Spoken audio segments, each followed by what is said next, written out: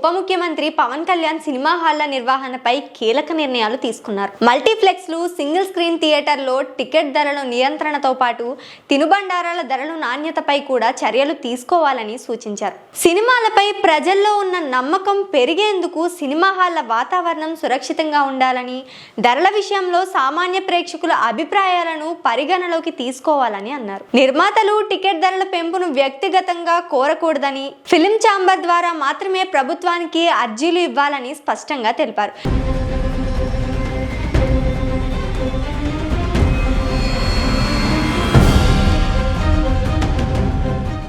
ఇకపోతే హరిహర వీరమల్లు వంటి తన సినిమాలకైనా ఇదే విధంగా వర్తించాలని పవన్ కళ్యాణ్ హితవు పలికారు.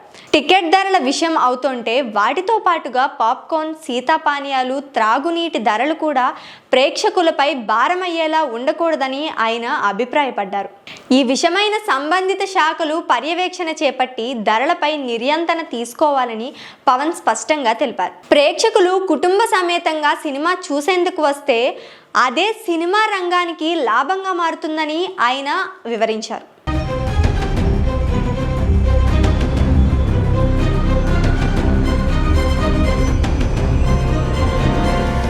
ఇప్పటికే సినిమా హాళ్ల బంద్ ప్రకటనలు చర్చనీయాంశంగా మారిన నేపథ్యంలో ఈ బంద్ వెనుక ఉన్న కారణాలపై ప్రభుత్వం దృష్టి సారించింది.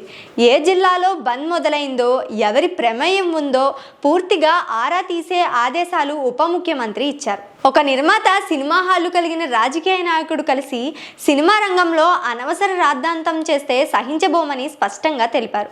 ఇందులో జనసేన వారే ఉన్న చర్యలు తప్పవని ఆయన స్పష్టం చేశారు.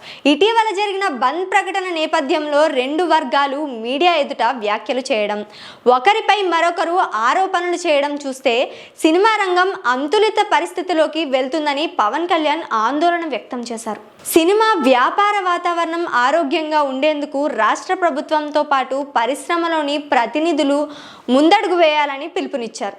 బెదిరింపులతో కాకుండా చట్టబద్ధంగా నడిచే పరిశ్రమలు కావాలనేది ప్రభుత్వ దృష్టి కేంద్రమని స్పష్టం చేశారు. చివరిగా త్వరలో రాష్ట్ర ప్రభుత్వం తీసుకురాబోయే ఫిల్మ్ డెవలప్మెంట్ పాలసీ ఇండస్ట్రీ అభివృద్ధికి అవసరమైన సూచనలు తెలుగు ఫిల్మ్ ఛాంబర్, నిర్మాత మండలి, మూవీ ఆర్టిస్ట్ అసోసియేషన్ వంటి వాటిల నుంచి స్వీకరించాలని పవన్ కళ్యాణ్ స్పష్టం చేశారు.